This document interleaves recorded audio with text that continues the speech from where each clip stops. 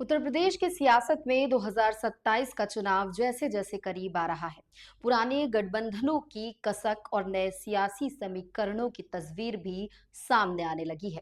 अब समाजवादी पार्टी प्रमुख अखिलेश यादव और राष्ट्रीय लोकदल अध्यक्ष जयंत चौधरी के बीच छिड़ी जुबानी जंग इसी तरफ इशारा कर रही है।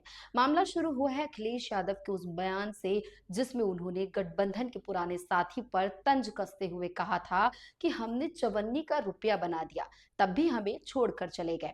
अखिलेश के इस बयान को जयंत चौधरी और आरएलडी से जोड़कर देखा गया, क्योंकि 2022 के विधानसभा चुनाव में सपा और आरएलडी ने साथ मिलकर चुनाव लड़ा था। लेकिन अब जयंत चौधरी ने इस तंज का जवाब देते हुए सीधे अखिलेश का नाम लेने से बचते हुए ऐसा बयान दिया है, जिसने यूपी की सियासत में नई बहस छेड़ दी है। जयंत चौधरी ने कहा कि देश में लोकतंत्र है, जनता सबको बनाती है और जनता ही जनार्दन है। उन्होंने आगे कहा कि जो सहयोगी आज उनके साथ खड़े हैं या जिन्होंने अब तक उनका सहयोग किया है, वो इस तरह की बयानबाजी से सोचने पर मजबूर हो रहे हैं।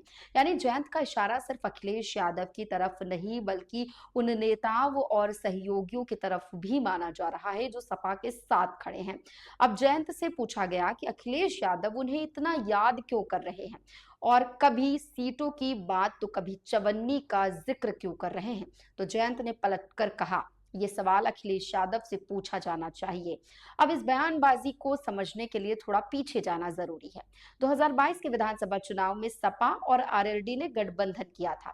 पश्चिमी यूपी में इस गठबंधन को खास तौर पर महत्वपूर्ण माना गया था। दोनों दलों ने साथ चुनाव लड़ा और कई सीटों पर एक दूसरे के समर्थन में मैदान संभाला। इसके बाद राज्यसभा चुनाव के दौरान सपा के कई विधायकों के समर्थन में जयंत चौधरी राज्यसभा पहुंचे। लेकिन इसके बाद राजनीतिक समीकरण बदले और जयंत चौधरी ने बीजेपी का साथ पकड़ लिया। यही वो राजनीतिक मोड़ है जिसे अखिलेश के चवन्नी का रुपया वाले तंज की वजह माना जा रहा है। अब 2027 का विधानसभा चुनाव सामने है और पश्चिमी उत्तर प्रदेश एक बार फिर बेहद अहम रहने वाला है।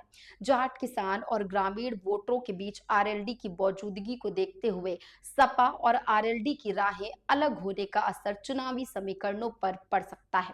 एक तरफ अखिलेश यादव पीडीए और विपक्षी एकजुटता के जरिए बीजेपी को चुनौती देने की तैयारी में है, तो वहीं दूसरी तरफ जयंत चौधरी बीजेपी के साथ है।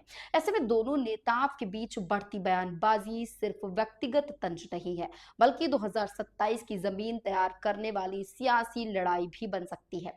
अब सवाल यह है कि क्या चवन्नी वाला तंज यहीं खत्म होगा या फिर अखिलेश और जयंत के बीच जुबानी जंग और तेज होगी। और सबसे बड़ा सवाल, पश्चिमी यूपी की सियासत में 2027 आते आते इसका फायदा किसे मिलेगा।